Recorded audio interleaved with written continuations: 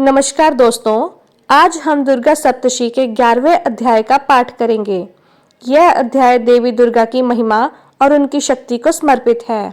इसमें बताया गया है कि कैसे देवी पूरे ब्रह्मांड की रचना और संचालन की शक्ति है। ऋषि कहते हैं, हे देवी, आप समस्त जगत की जननी हैं। आपकी अखंड और अनंत महिमा का मैं वर्णन कर रहा हूँ। आप सभी शक्तियों से परिपूर्ण हैं और मेरा ध्यान सिर्फ आप पर ही है। मैं आपको बार बार नमन करता हूँ। ऋषि ने कहा, देवी द्वारा शुंभ वध होने पर इंद्रादिक देवों ने अग्निदेव को आगे करके कात्यायनी देवी की स्तुति करना प्रारंभ की। देवताओं के सफल मनोरथ होने से उनका मुखमंडल चमक रहा था और प्रकाश से दसों दिशाएं उत्साहित हो रही थीं। इसके बाद देवताओं ने कहा, शरणागत की पीड़ा विनाशिनी देवी, आप हमारे ऊपर प्रसन्न होइए। संपूर्ण विश्व की जननी, प्रसन्न हो। हे विश्वेश्वरी, इस समस्त विश्व का परित्राण करो। देवी, तुम ही निखिल ब्रह्मांड की एकमात्र अधिष्ठात्री हो। इस विश्व की आधारशिला तुम ही हो, क्योंकि पृथ्वी के रूप में तुम्हारी अवस्थिति है। हे देवी, तुम्हारा पराक्रम अतुलनीय है। तुम जल के रूप में स्थित होकर समस्त विश्व को तृप्ति प्रदान करती हो। तुम अनंत बलशालिनी वैष्णवी शक्ति हो। इस संसार की कारण रूपिणी परामाई रूपी हो। हे देवी, तुम्ही ने इस संसार जगत को मोहग्रस्त कर रखा है। तुम्हारी कृपा होने से ही जीव पृथ्वी पर रहकर मोक्ष का अधिकारी बनता है। हे देवी, तुम्हारे भिन्न भिन्न रूपों में जगत की संपूर्ण विद्याएं निहित हैं। इस विश्व की समस्त नारियां तुम्हारी ही प्रतिमूर्ति हैं। हे जगत जननी, तुमने ही संपूर्ण विश्व को व्याप्त कर रखा है। अतएव तुम्हारी स्तुति अकथनीय है। तुम सभी स्तुत्य वस्तुओं से परे हो। तुम स्वर्ग प्रियायिनी हो एवं मोक्षदायिनी के रूप में सर्वसंपूर्णी हो। अतः तुम्हारी स्तुति इसी में समाप्त हो गई। तुम्हारी स्तुति के लिए इसके अतिरिक्त दूसरी बात और क्या हो सकती है। प्राणी मात्र के हृदय से बुद्धि रूप में स्थित स्वर्ग तथा मोक्षदायिनी नारायणी देवी, तुम्हें हमारा नमस्कार है। कला, काष्ठा आदि रूपों में क्रमशः परिणाम की ओर उन्मुख करने वाली तथा विश्व के उपसंहार से समर्थ नारायणी, तुम्हें मेरा प्रणाम है। हे नारायणी, सभी मांगलिक पदार्थों को देने वाली तुम मंगलमयी हो। तुम्हें कल्याणकारी शिव स्वरूपिणी हो। समस्त पुरुषार्थों को प्रदान करने वाली शरणागत वत्सला, त्रिनेत्रा और गौरी हो। तुम्हें मेरा अभिवादन है। तुम उत्पत्ति, पालन एवं संहार की शक्तिभूता सनातनी हो। गुणाधर तथा सर्वगुण संपन्न हो। हे नारायणी, तुम्हें मेरा प्रणाम है। शरणागत निराश्रितों, दलितों आदि की रक्षा में तत्पर एवं समस्त क्लेश नाशिनी नारायणी देवी, तुम्हें मैं प्रणाम करता हूँ। नारायणी देवी, तुम हंसारूढ़ होकर ब्राह्मणी के वेश में कुश मिश्रित जल का प्रोक्षण करती रहती हो। तुम्हें मेरा नमस्कार है। माहेश्वरी रूप में त्रिशूल, चंद्रमा एवं नागों की धारणी तथा वृषभ पृष्ठ पर आरूढ़ होने वाली नारायणी देवी, तुम्हें मैं प्रणाम करता हूँ। मयूरों, मुर्गों से आवृत महाशक्ति धारणी कौमारी रूप में स्थित निष्पापे नारायणी, तुम्हें मैं नमस्कार करता हूँ। शंख, चक्र, गदा एवं वैष्णवी शक्ति संपन्न नारायणी, तुम्हें मेरे पास प्रसन्न हो। तुम्हें मेरा प्रणाम है। हाथ में भयंकर चक्र लिए पृथ्वी को अपनी दाढ़ों पर उठाए बाराही रूप वाली कल्याणकारी नारायणी, तुम्हें मेरा नमस्कार है। दानवों के सहार में नृसिंह रूप में उदत त्रिलोक रक्षणी नारायणी, तुम्हें मेरा प्रणाम है।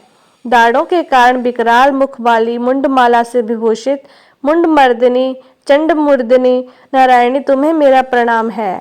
लक्ष्मी, लज्जा, महाविद्या, श्रद्धा, पुष्टि, स्वधा, ध्रुवा, महारात्रि तथा अविद्या रूपिणी नारायणी, तुम्हें मेरा नमस्कार है।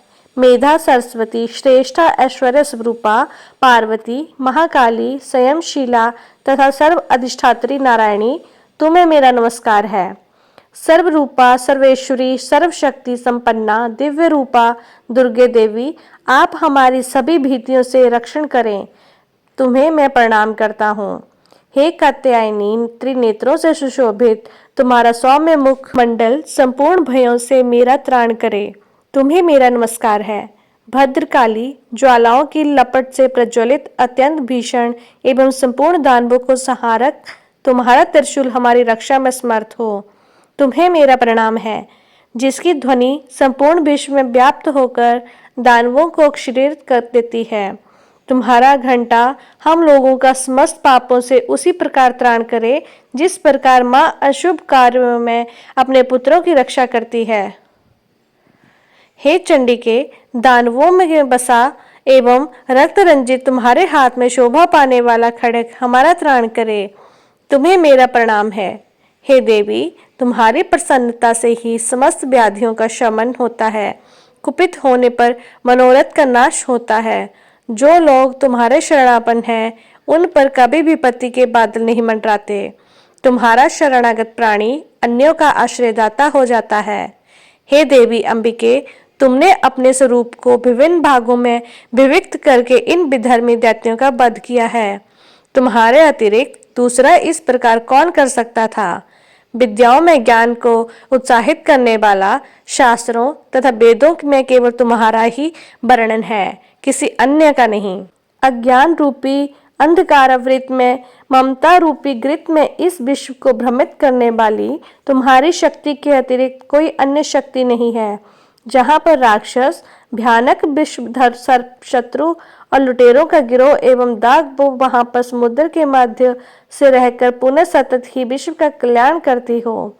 हे विश्वरी, तुम विश्व की पालन कर्जी, विश्व रूपा और संपूर्ण विश्व की धरित्री हो। तुम भगवान विश्वेश्वर के लिए स्तुत्य हो। जो लोग भक्ति पूर्वक तुम्हारी वंदना करते हैं, वे विश्व के शरणागत बन जाते हैं। हे देवी, प्रसन्न हो। जिस प्रकार तुमने असुरों को संहार करके शीघ्र ही हम लोगों को भय मुक्त किया है, उसी प्रकार हम सदैव शत्रु भय से रक्षण दिलाती हो।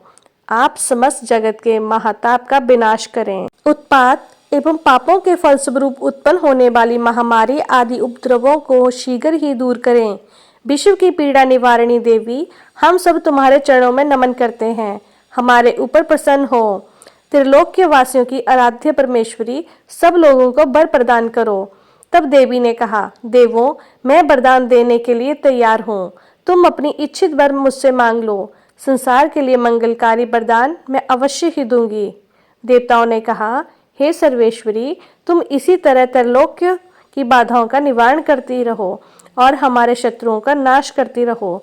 इतना सुनकर देवी ने कहा, देवों, व्यवस्थव मंत्र के 18वें युग में शुंभ निशुंभ नामक 2 अन्य दानवों का प्रटक्य होगा। उस काल में मैं नंद गोपी की पत्नी यशोदा के गर्भ से अवतरित होकर विंध्य पर्वत में वास करूंगी और उन दोनों कथित दानवों का वध करूंगी।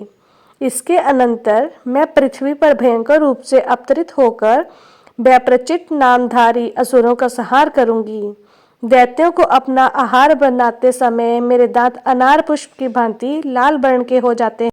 इस कारण स्वर्ग के देवता और भूतल के मनुष्यगण सदैव मेरी स्तुति के समय मुझे रक्तदांतिका नाम से संबोधित करेंगे। इसके बाद जब पृथ्वी पर 100 वर्षों तक वर्षण का प्रकोप रहेगा, तब मुनियों के स्तवन से मैं भूमि पर अयोनिजता नाम से प्रकट होंगी। उत्पन्न होते ही मैं मुनियों को शत नेत्रों से देखूंगी। तब सभी दानव ताक्षी नाम से मेरा गुणगान करेंगे। देवों, उस समय मैं अपने शरीर से उत्पन्न शाकों द्वारा ही संपूर्ण विश्व का भरण करूंगी। वर्षा न होने तक वे केवल शाक द्वारा ही जीवन धारण करेंगे। इस प्रक्रिया के कारण पृथ्वी में शकंभरी नाम से मेरी प्रसिद्धि होगी। उस अवतार से मैं दुर्गा नामक महान दानव का वध करूंगी। इससे मेरा नाम दुर्गा देवी के नाम से विख्यात होगा। फिर जब मैं भीम रूप बनकर मुनियों के रक्षार्थ हिमालयवासी दानवों का भक्षण करूंगी, उस समय सभी मुनि वर्ग भक्तिपूर्वक मस्तक झुकाकर मेरा स्तवन करेंगे। उस समय मेरा नाम भीमा देवी के नाम से विख्यात होगा। इसके बाद जब अरुण नामक असुर त्रिलोक्य से उपद्रव करेगा, तब मैं लोक रक्षार्थ षट्युक्त असंख्य भ्रमरों के वेश में उनका विनाश करूंगी। उस समय सभी लोग मेरी भ्रामरी नाम से संबोधित करेंगे।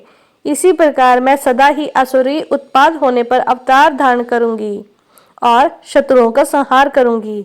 इस प्रकार श्री दुर्गा सप्तशती का 11वां अध्याय समाप्त हुआ। इस अध्याय में देवी की शक्ति के अलग अलग रूपों की महिमा का वर्णन किया गया है। यह हमें सिखाता है कि हर प्राणी में देवी की उपस्थिति को पहचाना जाए और उसका सम्मान किया जाए। इस प्रकार हम उनको आशीर्वाद से अपनी जीवन की यात्रा को सार्थक बना सकते हैं। यदि आपको यह वीडियो पसंद आया हो तो इसे लाइक करें, शेयर करें और हमारे चैनल को सब्सक्राइब करना ना भूलें। धन्यवाद।